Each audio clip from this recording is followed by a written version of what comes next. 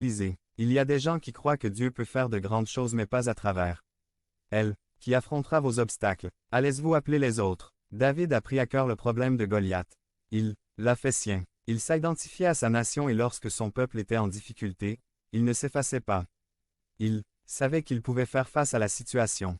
La foi en soi et en ce que Dieu nous a donné est extrêmement importante. Saul voulait donner à David une équipe que David ne connaissait pas. David le rejeta et prit ce qu'il connaissait. Un bâton et 5 pierres. Cela lui suffisait pour affronter l'obstacle. Dieu ne vous utilisera pas avec ce que vous n'avez pas. Dieu ne vous demandera pas ce que vous n'avez pas. Dieu nous utilise toujours et nous demande ce que nous avons. C'est pourquoi, lorsque nous refusons à Dieu quelque chose qu'il nous demande, nous n'avons aucune excuse. Dans la multiplication des pains et des poissons, Jésus a multiplié ce qui était, il ne s'est pas soucié de ce qui n'était pas. Je ne suis pas apte à être un leader, je ne peux pas me multiplier, je ne pourrai pas le faire à l'école. Tous ceux qui parlent ainsi, sont ainsi dans leur vie. Comment pouvez-vous progresser si vous n'y croyez pas? Point. Arrêtez de prophétiser la misère, la défaite, l'échec. Avouez que vous pouvez tout faire par Christ.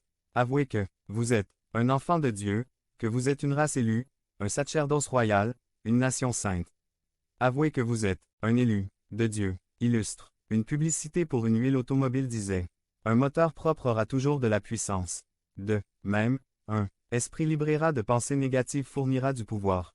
Ce que nous faisons avec les obstacles est déterminé par notre attitude mentale. 5. Soyez déterminés à gagner. Vers 49 à 51. David a agi rapidement. Il n'a pas plaisanté. Il était plus rapide que Goliath. Il ne lui a pas laissé la possibilité de faire quoi que ce soit. David avait Dieu à ses côtés, mais il a aussi agi intelligemment. Nous pouvons avoir Dieu, agir maladroitement, et gâcher ce qu'il va faire. Quand quelqu'un est touché par l'Esprit et s'abandonne à Christ, alors nous devons le consolider. Si nous tardons à le faire, ce que Dieu a fait peut être ruiné. David a agi avec détermination. Quand il avait les éléments nécessaires, il n'a pas perdu de temps, il n'a pas laissé devenir membre de la chaîne et nous aider à propager la parole de Dieu à travers le monde. Point. Samedi 16 mars 2024. Si vous croyez en la puissance de Dieu, commentez 11. 11. Sa foi a échoué et il n'a permis à personne d'autre de lui dire quoi. Vivons comme une seule chair avec la femme ou l'homme que Dieu nous a donné pour le glorifier jusqu'à ce que la mort nous fasse partie.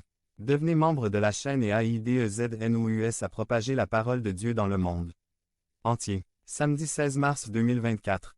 P5. Comment affronter et vaincre un géant?